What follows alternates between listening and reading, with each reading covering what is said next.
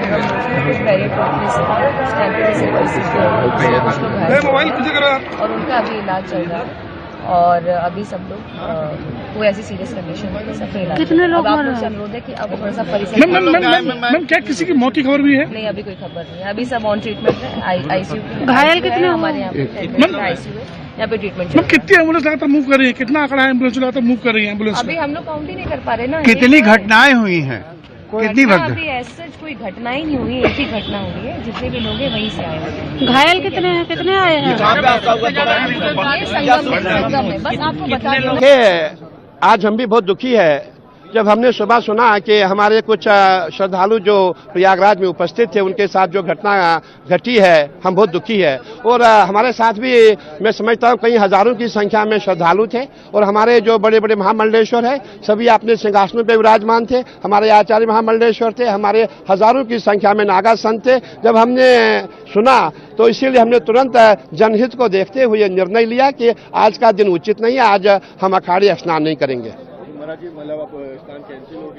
देखिए, मैं तो यही जनता से अपील करना चाहूंगा कि आप आज के दिन को छोड़ करके आप बसंत पंचमी आने वाली है तो आप स्नान करें और जो श्रद्धालु जिस घाट पे है संगम में जाने का प्रयास ना करें। हमारी सबसे बड़ी जो ये दुर्घटना जो घटी है वो संगम पे जाने के लिए हुई है। इसलिए मैं देश विदेश के जितने श्रद्धालु है जो प्रयागराज में है, जहां भी आपको गंगा जी दिखाई देती है वहां स्नान करेंगे, आप पुण्य के भागी बनेंगे। नहीं, हमारा कोई रोष नहीं। देखिए, सरकार का कोई इसमें दोष नहीं है। जब इतना हजूम आता, इतनी भीड़ होगी, करोड़ों की संख्या में जनता है, इसको कंट्रोल करना कोई आसान नहीं है। हम सबको सरकार को सहयोग करना चाहिए, प्रशासन को सहयोग करना चाहिए। जी देख रहे हैं, दुखद घटना घटी है। जो भी हुआ है अच्छा नहीं हुआ है, उसको ध्यान में रखते हुए अखाड़ा परिषद ने फैसला लिया है, जनहित को ध्यान में रखते हुए, क्योंकि कुंभ क्षेत्र में कम से कम 10-12 करोड़ जनता आ चुकी है। उसको ध्यान में रखते हुए अमृत स्नान को कैंसिल किया है। नहीं, अब आगे अखाड़ा बैठेगा, अध्यक्ष जी बैठेंगे, आचार्य लोग बैठेंगे कि आगे क्या होना, लेकिन जनहित को ध्यान में रखते हुए कैंसिल किया। अभी ये जांच का विषय है, अभी मैं इसके में कुछ नहीं बोल सकती। साजिश है कि जांच का क्या है, वो उसमें मैं क्या बोल सकता हूँ, क्योंकि जनता है अनुमान से ज्यादा आ गई है। पूरी गलियां भरी पड़ी, पूरे कैंप भरे पड़े हुए हैं। अब मेरे आश्रम का आप पिक्चर देखेंगे तो जहां मैं कथा करती हूँ वहां आदमी के ऊपर आदमी लेटा हुआ है। तो जनता आई है, श्रद्धालु आए हैं। बस ईश्वर से प्रार्थना है कि जिन परिवारों के साथ यह हादसा हुआ है उनको जल्दी भगवान स्वस्थ करे। और निवेदन करती हूँ कि पूरा मेला क्षेत्र कुंभ है, किसी भी घाट में जाकर स्नान करें।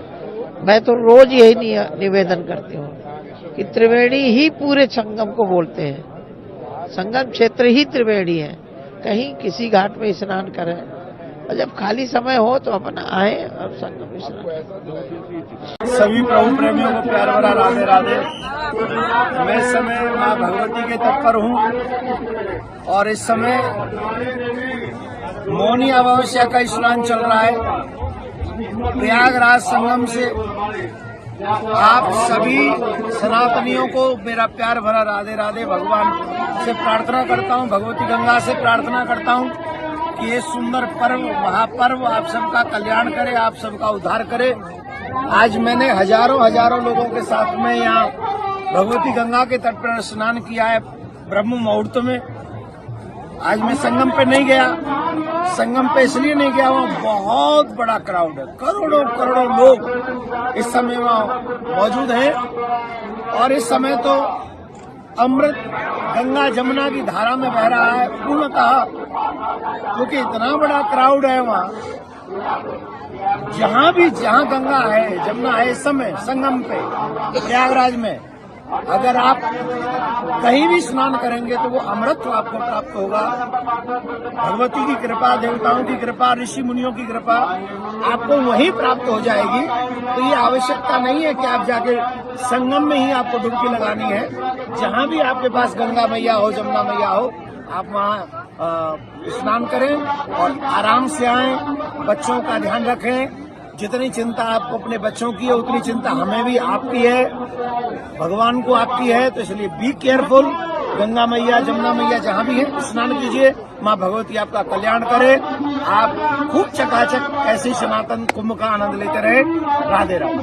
लोग जो हमारे पंचायती महानिर्माणी के देवता थे वो आगे चले गए और बीच में कुछ ऐसा मिला कि संकेत कि आगे कुछ भीड़ का दबाव पड़ने से कुछ स्थिति अनुकूल नहीं है।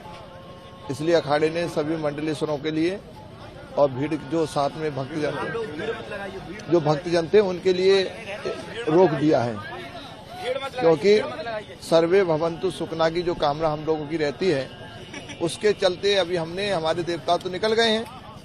तो देवता जब अखाड़े के चले आते देवता तो वापस होते नहीं हैं। अब उनका स्नान आगे की क्या स्थिति, हम लोग इसलिए रुके हैं कुछ लोग, क्योंकि मंडलेश्वर हमारे अखाड़े के सब थे साथ में। तो सब मंडलेश्वरों को नियंत्रण भी अखाड़ी तरफ से करके उनके साथ भी भक्त लोग होते हैं, उनको एक उनकी सुरक्षा और सुव्यवस्था के तहत उन सब लोगों को वापसी कर दिया गया है। वर्तमान में अभी जो आगे की जो सूचना आती है उसके हिसाब से कोई आगे का निर्णय लिया जाएगा। नहीं, स्नान तो हम लोग करेंगे, लेकिन जो परंपरा थी शाही स्नान की एक जाकर के आगे, तो सबसे पहले तो यह है कि सर्वे भवन्तु सुखना है सबको देखते हुए, क्योंकि किसी को कोई कष्ट ना हो, और शासन क्या व्यवस्था देता है, कितनी जल्दी तैयारी करता है, क्या वो है, इसलिए अभी कोई ऐसा वक्तव्य देना उचित नहीं रहेगा। क्या आक्रोश भी है क्या साधुओं में?